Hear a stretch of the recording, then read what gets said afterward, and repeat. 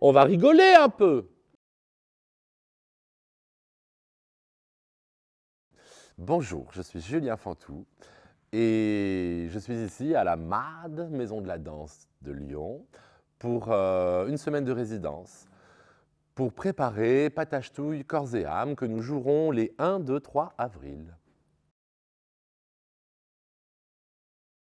Patachetouille, c'est ma créature.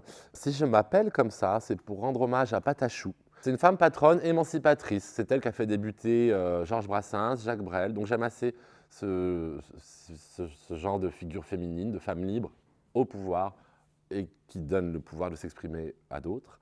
Et puis la ch'touille, eh bien un petit peu de vécu personnel, un peu pour rendre visible ma séropositivité que je cachais depuis 15 ans, avant de m'appeler Patachetouille.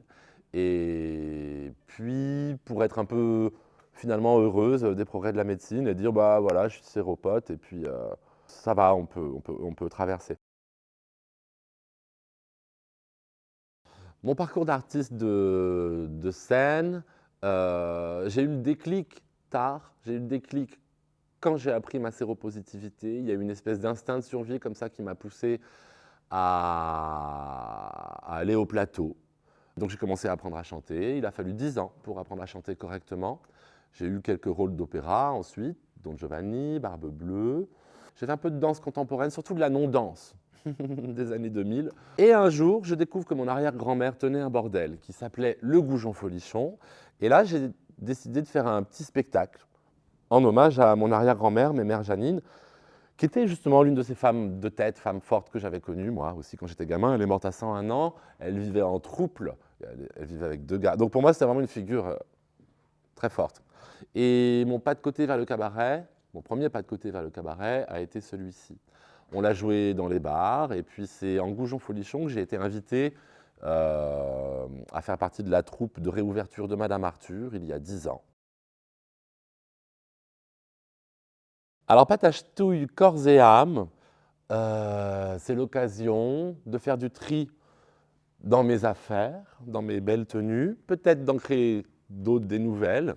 C'est l'occasion de créer le lien entre certaines pièces de mon répertoire, de fixer un peu, de mettre un petit coup de lac. Je serai accompagné au piano par l'immensément patient et indulgent Cosme McMoon. Partager le plateau avec Cosme McMoon, c'est quand même une immense chance. Et créer à la Maison de la Danse permet ça. C'est-à-dire qu'on est là dans la nouvelle vague du cabaret, tel qu'il existe depuis à peu près 10 ans. On a maintenant la possibilité d'avoir des musiciens, musiciennes du niveau de Cosme McMoon. Et puis, nous avons au plateau aussi Angèle Micot. Mais alors, qui est Angèle Micot? C'est la question que tout le monde se pose. Angèle Micot, j'ai pensé à elle comme regard extérieur, et puis de fil en aiguille, elle est au plateau. Et ça, c'est une immense chance. On s'amuse beaucoup. J'ai engagé Angèle Micot aussi parce que moi, j'ai tendance à déprimer un peu. Je suis très rigolote en public, mais toute seule, je déprime, je pique du nez. Et bah, avec Angèle, on rigole toujours.